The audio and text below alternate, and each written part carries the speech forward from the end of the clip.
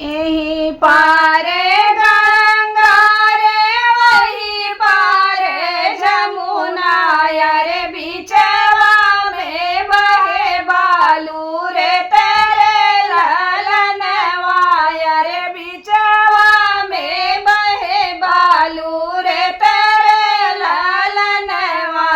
यही पारे गंगा रे वही पारे जमुना यारे बिचवा में बहे बालू रे तेरे ललनवा यारे बिचवा में बहे बालू रे तेरे ललनवा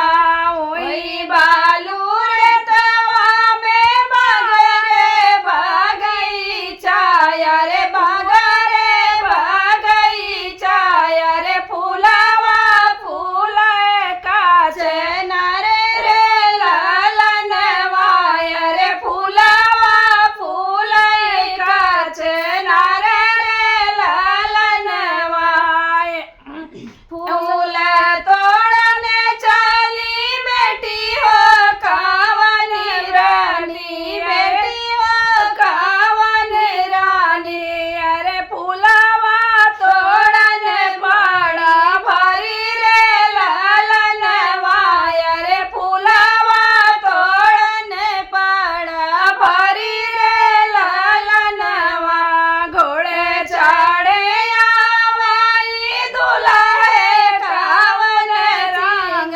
दुल्हे कावन रामाया रे धैली गोरी गोरी बहारे ललनवा रे धैली गोरी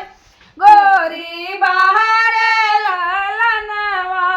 छोड़ो ना छोड़ो स्वामी गोरी गोरी बहिया रे गोरी गोरी बहिया रे बहिया बड़ी सुकुमार रे ललनवा रे बहिया बड़ी सुकुमार रे ललनवा यही पारे गंगा रे वही पारे जमुना रे वही पारे जमुना रे बिचवा में बहे बालू रे तेरे ललनवा